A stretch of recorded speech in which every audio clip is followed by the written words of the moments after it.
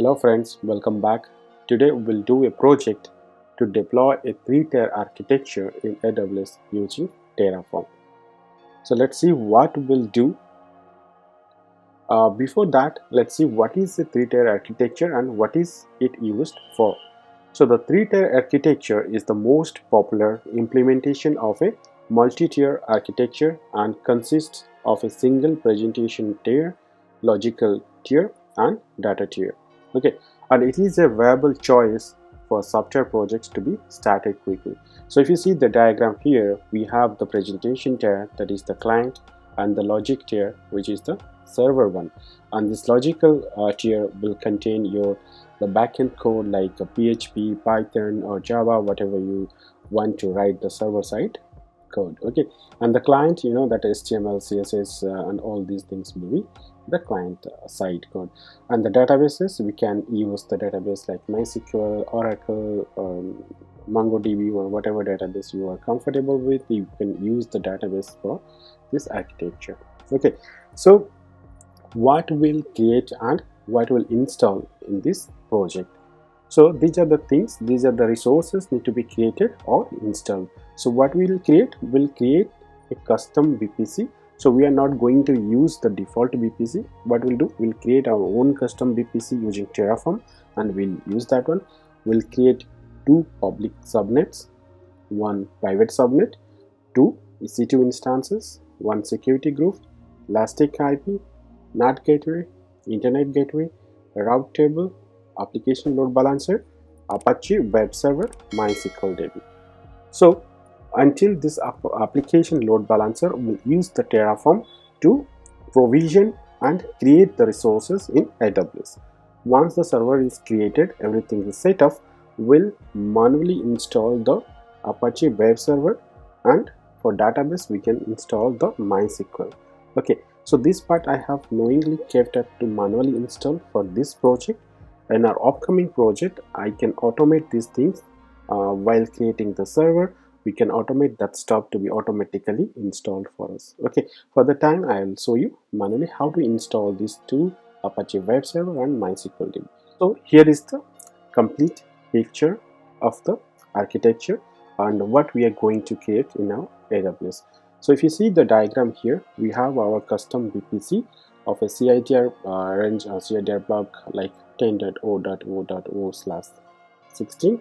okay, and we'll have 2 public subnets. One will be 10.0.1.0/24 and another one will be 10.0.2.0/24. okay, these 2 will be the public subnet, and in this public subnet we will be creating the EC2 instances in security group. Okay, in one of them, and one of that one will keep the NAT gateway. Okay, so why we need this NAT gateway?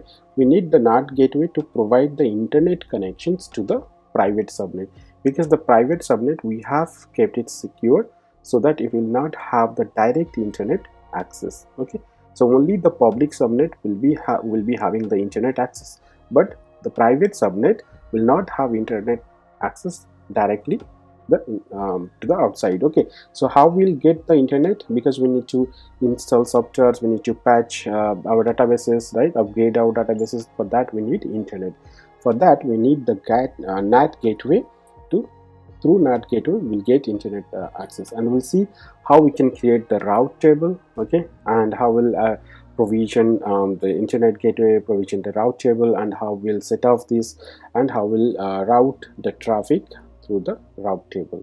Also we'll see, and at last we'll set off an application load balancer, and we'll see how the load balancing happens. Okay, this is the entire architecture, this is the entire setup we are going to achieve in this project. Okay, so let's start. Let me explain you the code, whatever is being written for the resources we are going to create. Okay, let me open my VS Code.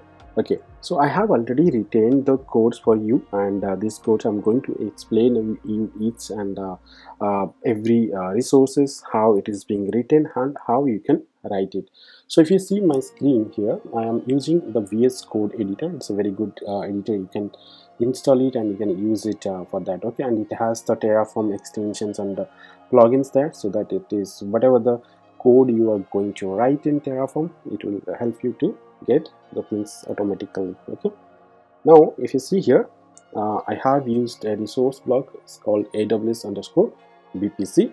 Okay, and I have given a name as main, and the CIDR block, this is the CIDR block argument you have to specify, and you know very well how to use the resources and where to follow. Okay, if you are not sure, you can go ahead and watch my previous videos on Terraform, but I'll just tell you, I'll give you a little hints on how to get it. Okay, just log into your just go to your registry.terraform.io, and if you go ahead here, you can see here all the in the AWS documentation page, you can find it all the informations over here. Okay, see, so I need the VPC resources of the VPC, right? So I have to go to the VPC sections here. Okay, go a little down here, and you can find here the VPC, the virtual private cloud. Just go ahead here, and you can see the resource sections over here. And what I need to create a VPC, custom VPC, right? So what I have to do, so I have to just go for AWS VPC resource here.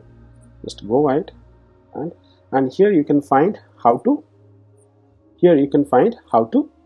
use the VPC. Okay, simply you can just copy that and use in your block. So this is how you can use how the resources can be used in Terraform. Okay, and in the provider block also for AWS, you can know how to get the provider blocks. You can get these provider blocks from here.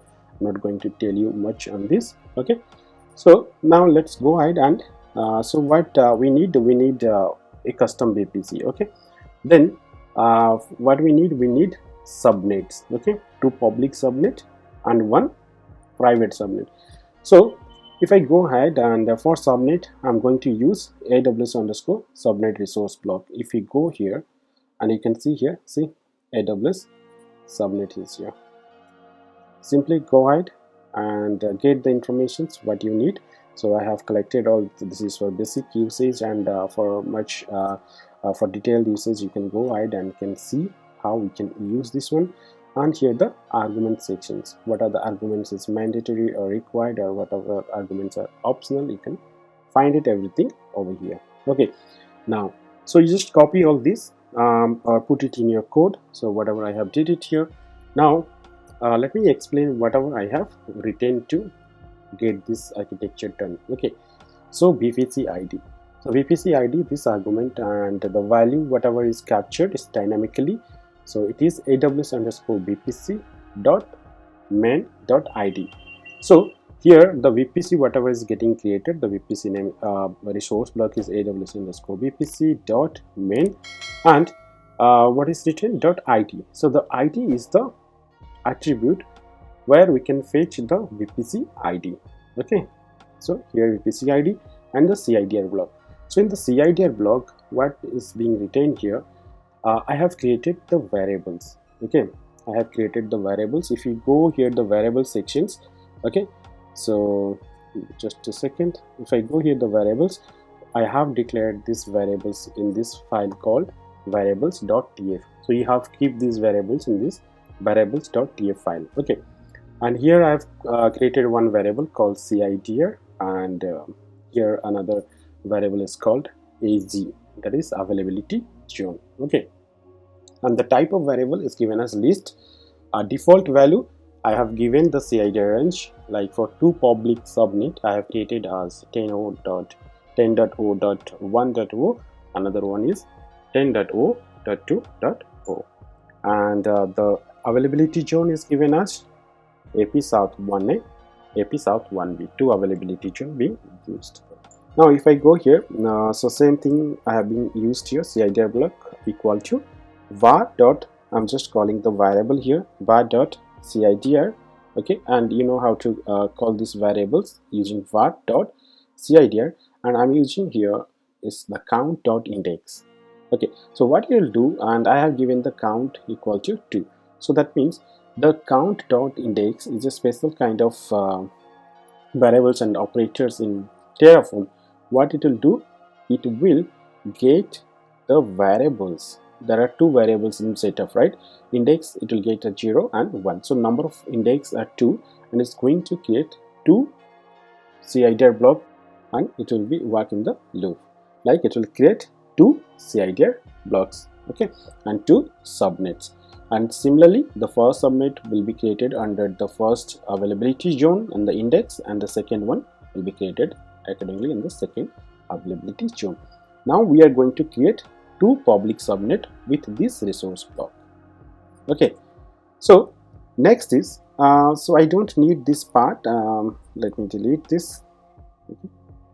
So what do we need? Next we have to create a private subnet. Same resource block I have used, like AWS underscore subnet, here name as private, and I have used the VPC ID as that AWS underscore vpc.main.id, and CIDR block I have given 10.0.3.0.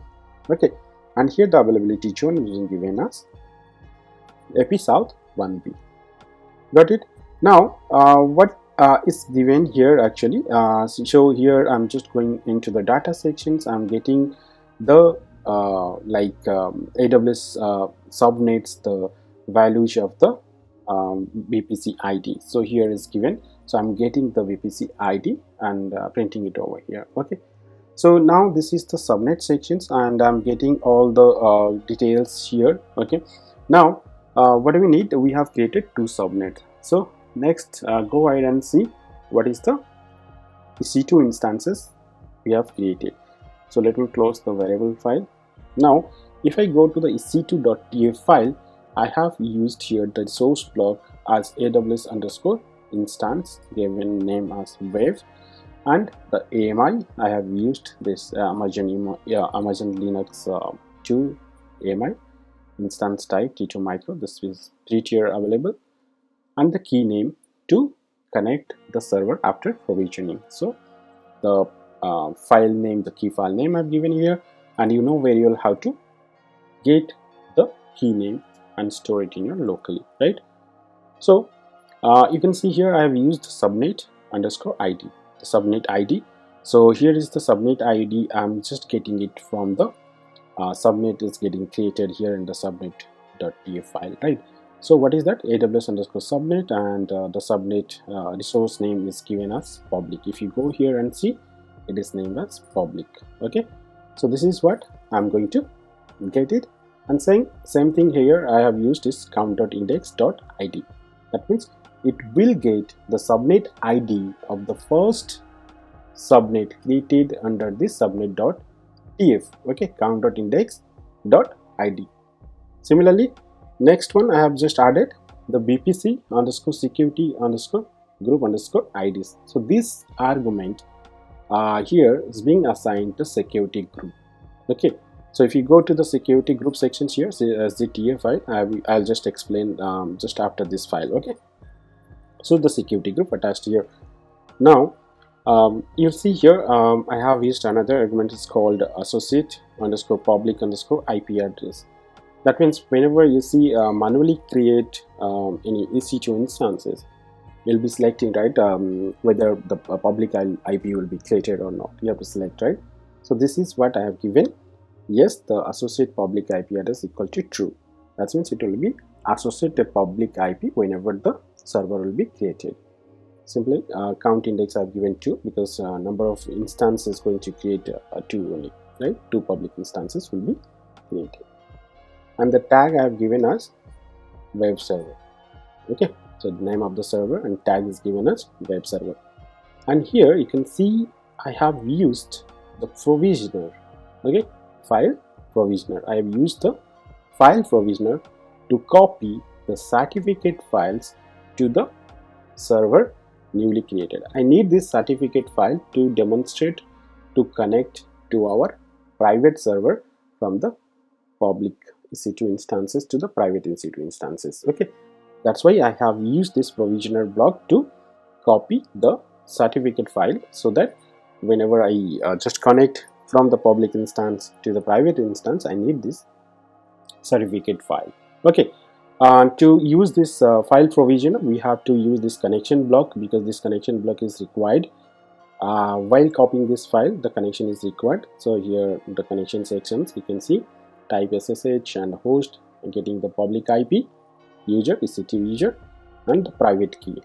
Okay, so it is pretty clear. You can see how it can be used. Now, after that, I have created the EC2 instances for the database, and you can see here I have not specified any public associate public IP addresses. So it is by default it is false. Remember, by default it is false if you don't specify associate public underscore IP underscore address equal to 2.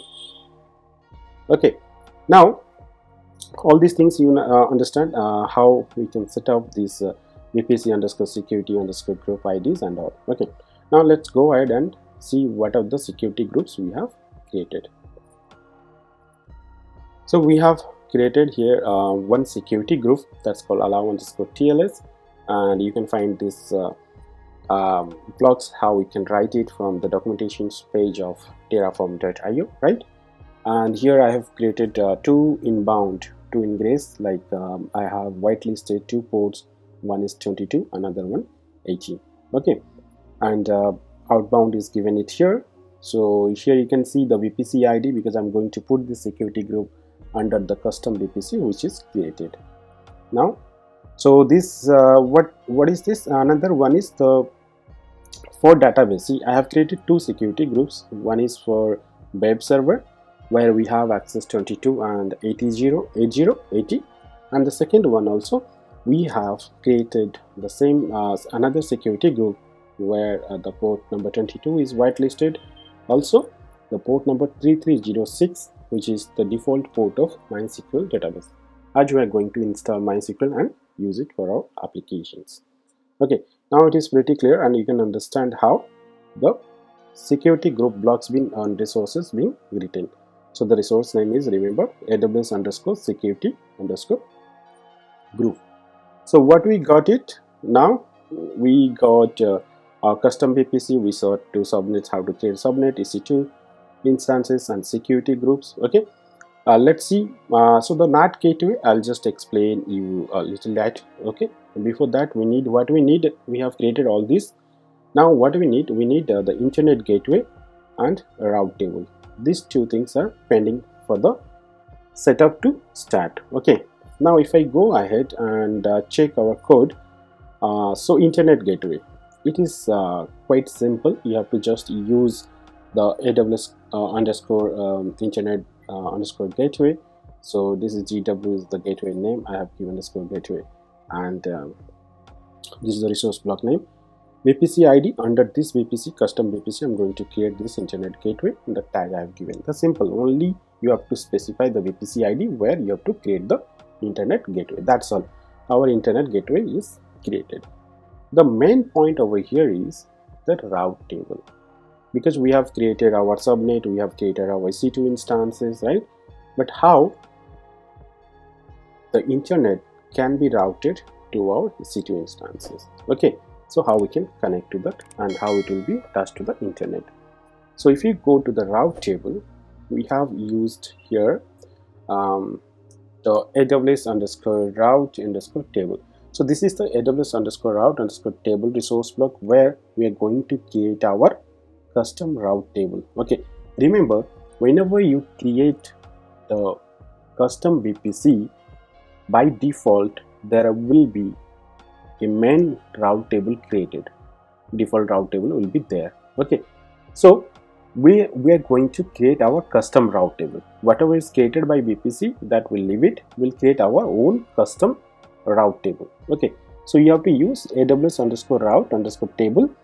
This is the resource block name, and which VPC I'm going to attach. So give the VPC ID name here, and you have to give the route section here. Okay, in the route table, because I'm going to route this to our internet gateway. Our internet is created, custom internet, okay, and I'm going to route this to our internet gateway. Okay, so this is our custom internet gateway, okay, as part of this VPC. So here the CIDR block, I have made it as public, and so that internet can be accessed publicly to this route table. Okay, now I've given a name as my route. This is the route table which is created, and so once the route table is created, we have to associate the subnets, right? We have to associate the subnets to the route table. So here is another resource block. It's called AWS route underscore table associations. So you can find over here. So if you go here, you can see here AWS underscore route underscore table. You can get all the informations from here. Also for the route table associations, also we can see it here, AWS underscore route underscore table associations. So here is the example how we will associate the internet gateway to the route table. Okay, simply just copy it here. Okay, same things. If you can see here, I have just created AWS underscore route underscore table underscore association A. I have given name as A. So here the subnet ID. Okay, so you can see here we have created two subnets, two public subnets. Okay, so I'm going to give internet connections, internet to both of the public subnets. Okay, so that's why I've used AWS underscore subnet dot public and count dot index dot id. So it will get the subnet ID of both of the public subnet and the route table ID. So this is the route table ID. What is this? AWS underscore route underscore table dot rtb. You can see it here, dot rtb and dot id. So whatever is created, whatever the route table will be created, the route table ID will be added here, so that I'm going to assign these subnets to this route table. Understood, right? Now so this is all about the routing to the internet gateway. Okay, now this NAT gateway things I will explain little later, in maybe in our next video. I'll just tell you how we can set up the NAT gateways and all. Okay, for the time being, leave it. Now so everything we have created. Okay, now you understood quite well, right, how the codes can be retained in Terraform and how it can be used. Okay, now let's go ahead and execute the Terraform command. Okay, let me go to my terminal. Okay, I have kept all the Terraform files which we need to create in this directory. Okay, in this folder. So as you know, if you are going to execute first time, and first you have to initialize the Terraform to use that respective provider. Okay, so you have to use Terraform init. Now what it will do, it will just download and install that plugins or providers for us. Now the Terraform has successfully initialized. Whatever, let's do and check and do the Terraform plan to check whether everything seems fine. Terraform plan. If there is no error, nothing, so everything so it looks everything good. Okay, so we can go ahead and check. All looks good. So if you see here, what it tells, it is going to add 13 resources. Okay, it is going to add 13 resources and 0 to change, 0 to destroy. So if you go up, you can find all the details like the instances and everything, the image ID, the T2 micro, like the instance type, key name, everything are there. Similarly the internet gateway. Okay, all these things will be there. Now let's go ahead and do Terraform apply. Okay, let me clear the screen. Use Terraform apply. Hit enter. Yes, let's give a value as S. So what it does, it's just creating a BPC, AWS subnets, okay, security groups, and internet gateways and route tables, okay, or on instances. All these things are creating one after another. Just wait.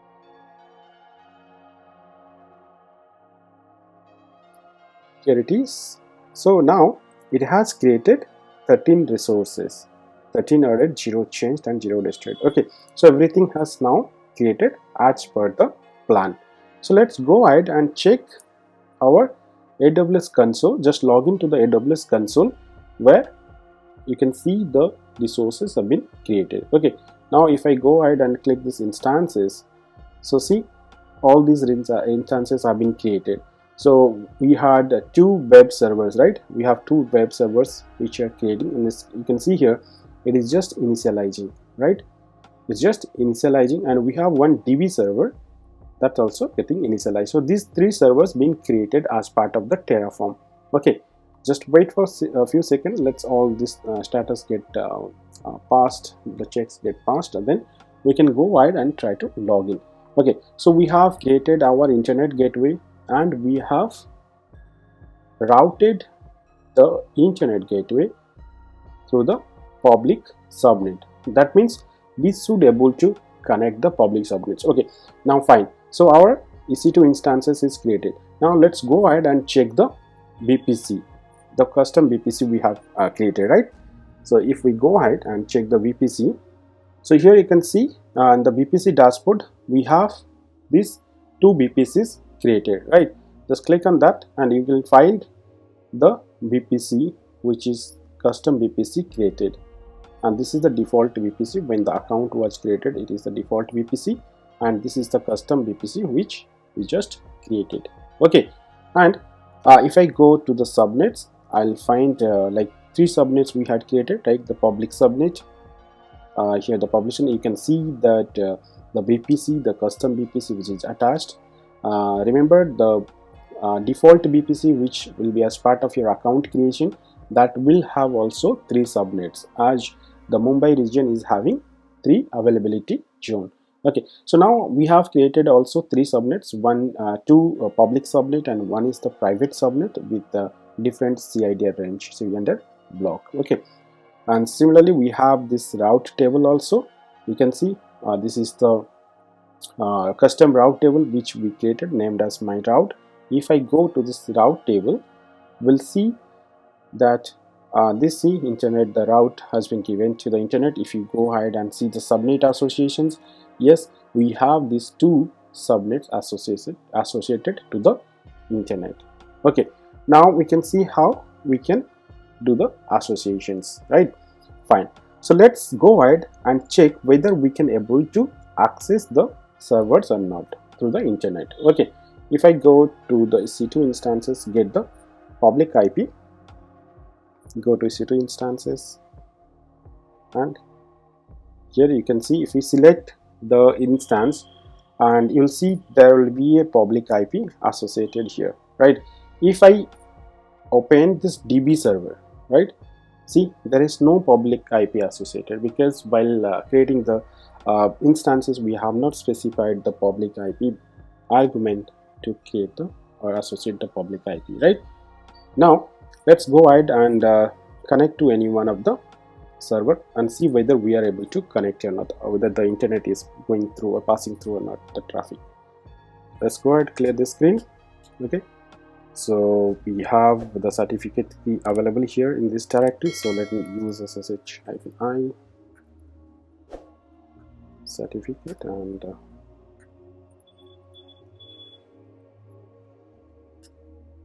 good, we are able to connect now.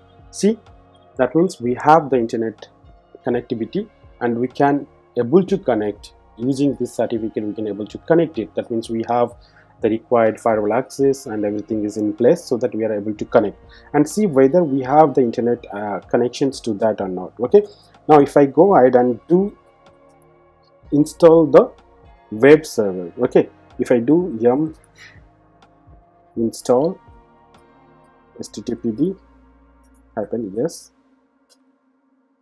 yes, so it is installing. That means we have internet connections to this server. Okay, so the public server, one server, we can see we have access, we can able to connect the server.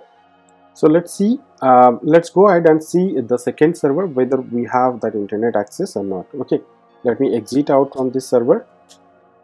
If I go ahead and use the same command, instead of the public IP, I'll just get the public IP of the another server. Okay, let's go ahead, get it, enter, yes, got it. So let's see, sudo yum, same command we are going to use it. Okay, httpd Yes, hit enter. So we can see here we can able to access the internet and we can able to install the software. Now you can see how the entire architecture we have set up using the Terraform. So route table, internet connectivity, internet gateway, everything has been set up successfully. We can able to access the server. However, if you go ahead and access the DB server, let's see what is happening when we access the DB server. So how we'll access the DB server first of all, because we do not have the public IP. So how we can access? We can access from one of the public instances, that is one of the web server. So let me copy this private IP of the DB server. Okay, so from these public instances, I am into one of the public instance, right? We have this key available here. Okay, and this key you can see is actually open, like it is actually security constrained. So what you have to do, you have to change the permissions. Let me change it to 400. Keep the certificate name and changed.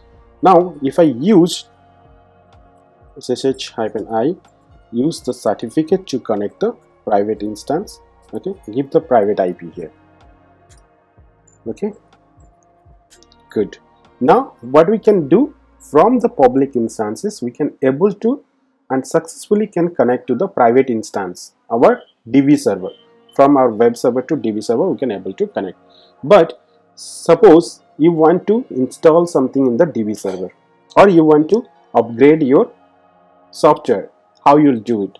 Because we'll not have internet activity now. Let's see whether we have internet connections or not. So simply if you do sudo install MySQL here, type in yes. Sorry, there is something wrong. So I forgot to use the package manager here. Sudo yum install. Okay, sudo yum install MySQL -y. So what we'll do, you can see here it is being waiting for the internet connections. So it will wait for some time and then it will be terminated with timed out error. Okay, then here what we can see here, we have internet connections to the public subnets. However, we do not have internet connections to our private subnet. Okay, so in our next tutorial, in our next video, we'll see how we can set off the NAT gateway, how we can create our NAT gateway in Terraform, and how we'll route the internet so that our private subnet, okay, so that our private subnet can able to connect, and the internet access will be there, and we can, through public subnet, we can able to connect to the private and then install the softwares. Okay, so that's all for today's video, guys. You can see here also we have received the timeout error. Okay, see, connection timed out. Okay, now you understood. So in our next video, I'm just going to show you the setup of NAT gateway. I hope you understood clearly, and if you have any doubt or anything, please do comment me in the comment section below. If you have not subscribed my channel yet, please do subscribe so that you'll get notified whenever I add new videos related to the automations. Thank you, guys. Hello guys, welcome back to the second part of the AWS 3-tier architecture video. So in our last video, we had seen how the internet connection was not there in our private subnet. So we had internet connections to our public subnets, but we had no internet connections to the private subnet. If you go ahead and check, when we tried to install the MySQL package, it was failing with connection timed out. Okay, now what we need to add a NAT gateway in one of our public subnet, so that the private subnet, the private EC2 instances, can connect to the internet through that NAT gateway. Okay, so let's see how we can create the code, how we can write the code to create the NAT gateway. If you have not subscribed my channel, please do subscribe now so that you'll get notified whenever I add more videos on the automations. So I have retained the NAT gateway sections here. If you go here, I have used the resource block as AWS_NAT_gateway given a name to that, and I have allocated one of the elastic IP, allocation ID equal to the elastic IP. So you need an elastic IP to be allocated to the NAT gateway to work accordingly. Okay, so for elastic IP creations, you can see here it is very simple 2-line code. You have to only use the resource block of AWS_EIP, and there you have to use VPC equal to true. So what will happen here, once you use it, it will create an elastic IP for you, and the same elastic IP you can see here have been allocated AWS_EIP.myeip.id. that is the myeip is the name of the resource block of AWS EIP_EIP. Okay, so now I got the allocation ID, EIP ID. Now we need the subnet ID where we need to put the NAT gateway. So this is, I have used AWS_subnet.public, and in the square bracket I have just given the index 0. That means I'm going to put this NAT gateway in my first public subnet, that is 10.0.1.0/24.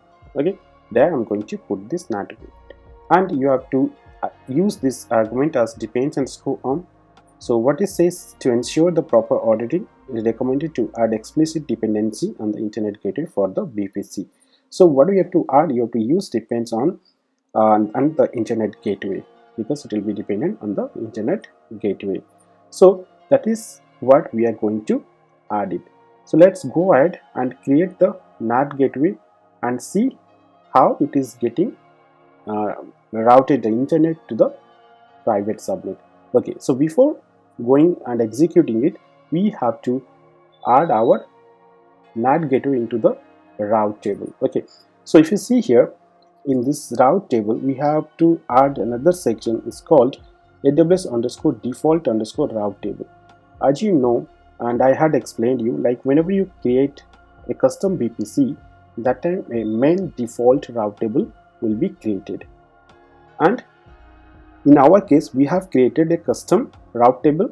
Also we have already a main default route table, so all the public subnets being added to the associate with the custom route table. Now what I am going to do that the route of the NAT gateway going to change the default route table. So to modify and change the default route table, we have to use this resource block AWS_default_route table. So if I go to the Terraform documentations, you can find this AWS route, and you can just copy this one and change accordingly. Okay, this is the associations you have to change, and go ahead and get all the informations. This is the route table association, but for default route table associations you will find it over here. Here AWS_default_route table. Okay, just go ahead and get these options and modify accordingly and add it into your code. That is what I have done it here. Okay, now the route table thing is done. Let's go ahead and add all this code into our project. Okay, so let me go to the terminal. Let me come out from this private subnet and from this public subnet as well. So I'm into my laptop. So now still we are into the public subnet one of this. Let's go ahead. Okay, here it is, the project folder, and I am going to add the NAT gateway over here. Okay, so if I just open this NAT gateway here, okay, the same thing whatever I was just explaining been added to this file natgw.tf. okay, the same thing has been added. So what we need now, the same things also need to be added, the routing of the NAT gateway in the route table. Okay, we need the default route table to be changed. Okay, let me explain you on this. So if I go ahead and go to the VPC section, right, in our VPC we'll see there will be now 3 VPC will be created. Sorry, 2 VPC will be created. One is the default account VPC and one VPC we created. But if we go ahead and check the route table, we have 3 route tables. How? Because one route table was created as part of the default VPC, one main table created as part of our custom VPC, and one custom route table we had created. You can see here 3 VPCs are there, and you can see here the main sections, the tab here, 2 VPC are the main default VPC, and you can see here this is the A2B is the custom VPC which we had created. Okay, that means this will be our main default VPC as part of our custom one. Now this we need to modify this route table. Okay, if you see here, go down on the route sections, we do not have anything routed, no gateway is added, so we are going to add that on. The same thing is being written in this route table. To add this NAT gateway, the shader block is to make to public. Okay, so these sections we are now going to add in our route table. Okay, route.tf file. Let's go ahead and open this route.tf, go down, and here what I'm going to do, going to add the sections, the NAT gateway, adding the NAT gateway into the default main route table. That means going to update or modify the default route table. Okay, so that's all. Now let's go ahead and use and do the Terraform apply. Terraform apply, and this time I'm going to give auto approve. Okay, let's see what's happening. And one more thing, we forgot to add our EIP. So we have not added the EIP. So let's go ahead and create one file called eip.tf. Okay, need to add the resource AWS underscore EIP. Okay, I can give it name as my EIP. Go ahead, and here simple, you have to just put VPC equal to 2. That's all, right? Let's go ahead and let's check as for the things we have written in the code. Okay, now good. Now let's go ahead and use Terraform apply. Terraform apply, and I'm going to use auto approve. Good. Now hit enter. So what it will do, it will refresh the things, and then what it says, add 3 sources only, because we are going to add the rest of the things is already, those things were already being there. Okay, so it is creating my EIP, that is the elastic IP it is creating, and it is creating the NAT gateway. So once the NAT gateways get created, then it will modify the default route table and add the routing options there. Just wait for a few minutes.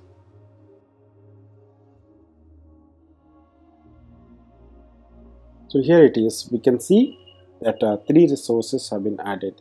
Okay, now if I go ahead and check the VPC sections, if you go ahead and go to the NAT gateway sections here, just click on the NAT gateway, and here it is, we have the NAT gateway created. Okay, so this is the NAT gateway, and the elastic IP you can see here, it is attached here. Now let's go ahead and check the route table, whether the route table has successfully, see, it has been modified, and I have given a name to as default route table. Okay, if I go ahead here and go to see the route sections, here it is, the destination is given the public, and here the target is the NAT gateway ID has been added. Okay, now hopefully the private instance also will have now the internet connections. Okay, now let's go ahead and check. So first what we need to connect to the public instance. Okay, public server, public web server, right? So let's go ahead and just connect to that one. Sorry, so you have to use ssh-i, just give the certificate name and EC2-user give the public IP of any server. Okay, so if I go to EC2 instances and git,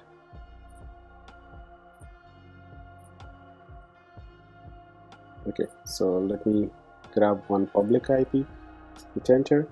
So I'm connected to the public subnet now, public EC2 instances, and from here we'll connect to the private subnet. Okay, so private EC2 instance -i, and give the certificate name and get the private IP address of the DB server.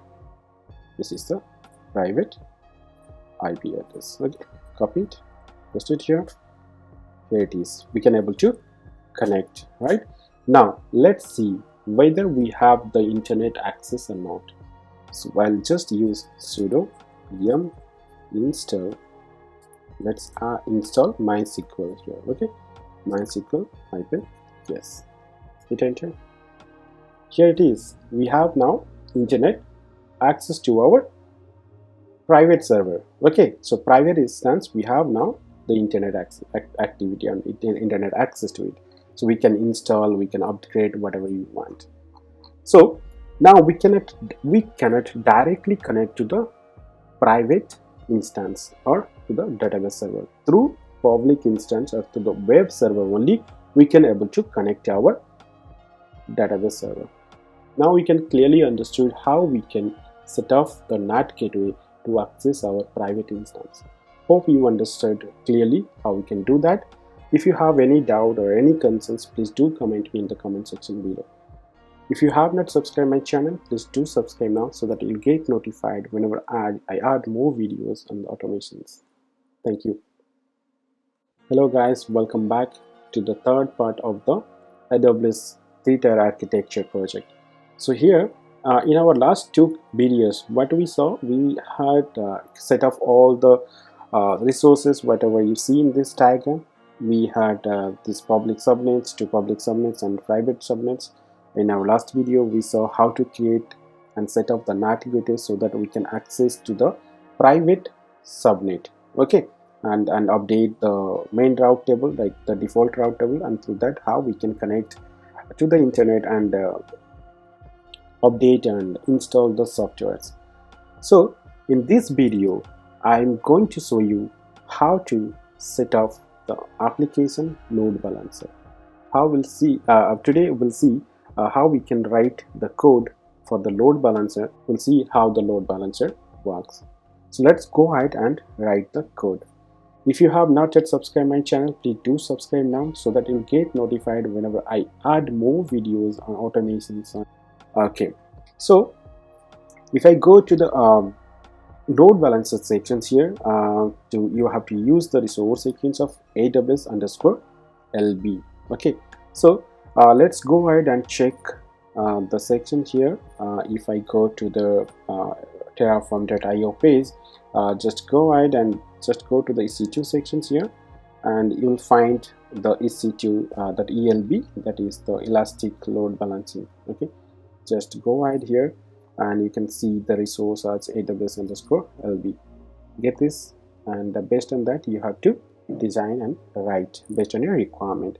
So what I have done here, I have just written the name of the elastic load balancer, and the internal I've just given false. You can just put it here, or by default it will be false. I'm not going to put it internal. And the load balancer type I have used as applications. As you know, there are three types of load balancer, like application, network, and gateway load balancer. So which load balancer you need, you have to put it there, and based on that you have to choose the options. You can see here for application load balancer, this is the block, and for network load balancer, this is the block. Okay, and all these informations are available in the Terraform page, documentation page. Okay, now what I've used here, load balancer type, application, and the security groups.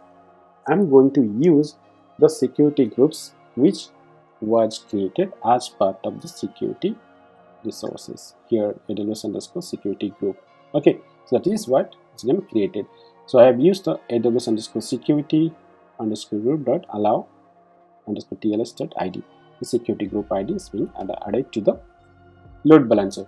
So here I'm going to add multiple subnets. That means minimum a load balancer. Remember, a load balancer is required minimum of 2 subnets to work. Otherwise it will not work. Minimum 2.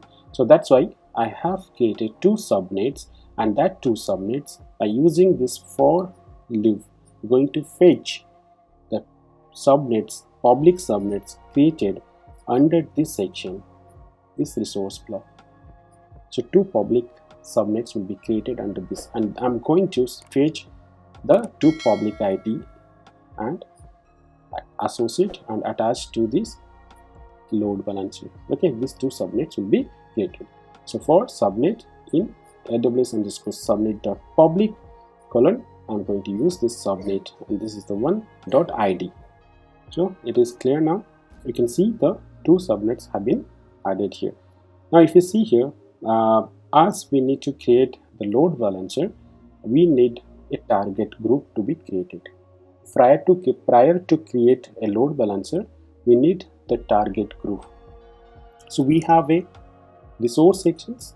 You can see here AWS underscore LB underscore target group. This target group, we are going to see what is the port, what is the protocol to be used, the target type, instance or IP or whatever. So I have used instance here, and which VPC we are going to put it. We are going to put in our custom VPC ID, and there is also we have given a health check. You can see the health check threshold we have given 3, unhealthy threshold 10, time at 5, interval given as 10, and the path where you want to do the health check, I have given it here root. Okay, and the port is 80. So this is what about the target group. The target group is created. Now what we need to attach the server, which server you want to add into the load balancer. You have to attach that into the target group. So we have a resource sections called the resource block called AWS underscore LB underscore target underscore group underscore attachment. You can get it from the Terraform IO documentation page. And here we have the target group ARN. So which are the target group ARN we need to add into the attachment sections. We can get it from the target group, this one. We are going to add the ARN. So we can get these attribute sections from the resource block of this Terraform IO, and you'll get from the resource block of this target underscore group. Okay, and so you can see here the target ID. The target ID is nothing but our the instance ID. We are going to add it here in the attachment. So the instance ID, how we'll get it? We'll just have to add the instance resource block, that AWS underscore instance, and the instance resource name.web, and we have used here the count.index because we have two public instances which need to be added or attached to the target group of the load balancer. Okay, this is what, and the port number 80. And as we need the load balancers and the target, we have to add the listener to listen the traffic, right? Listen the balance, load balance and all. So we have to add the resource block called AWS underscore LB underscore listener. Okay, and here load balancer ARN. So you have to get the load balancer ARN this time, AWS underscore LB dot ALB dot ARN. This is what is written here. And the port 80, protocol HTTP, and default action is to forward. So where is forwarding? To the target group. Okay, the listener, it will listen the traffic, it will listen the customer request, it will get the traffic input and then forward to the target group and then check and work accordingly. Okay, this is what only you have to write for our LB.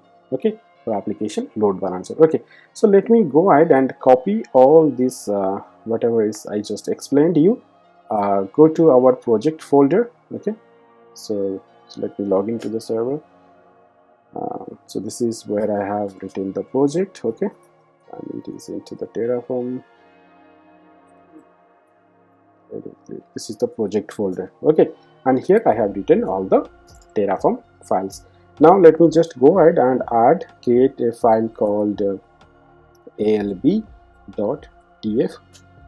Put the files, put the data, the code over here. Whatever the code I just explained you, everything I just put it over here. Okay, now, and you have to be careful whenever you're writing and correlating everything, because you need to understand whenever you're writing any resource and getting any attributes, using any attributes to get that particular resource details, you have to make sure that you are using the appropriate name of that resource block to fetch the resource details. Okay, If you do some mistake, then it will throw error, because see, you can see, I'll just give you an example here. If you can see here, AWS underscore subnet. So I'm going to use the public. If you go to the subnet sections here, right, we have the name as public. So if I go and check here, AWS instance here, and the name of the AWS instance I've given as web. If I go ahead ec2.tf, you can see it's given as web. Now you understood how to write that one. Okay, go ahead, and I just added it. So what we need to apply. Let's go ahead and apply it. Okay, so what I'll do, use Terraform apply, use auto approve, hit enter.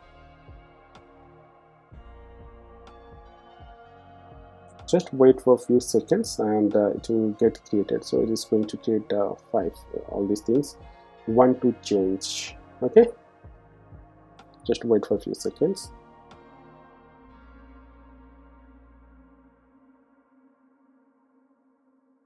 So here it is. So 5 resources have been added and 1 changed. So let's see whether our LV is gated or not.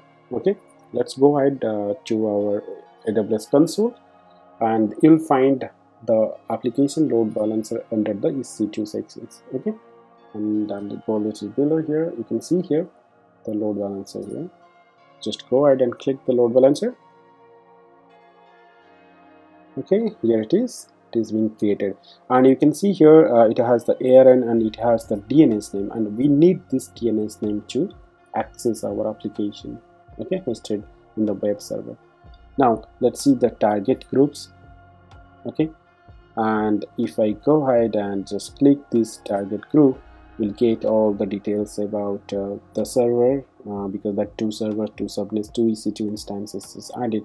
So you can see here 2 target registered EC2 instances. Okay, and if you can see here, none of them are like 2 total targets, 2 healthy 0, unhealthy 0.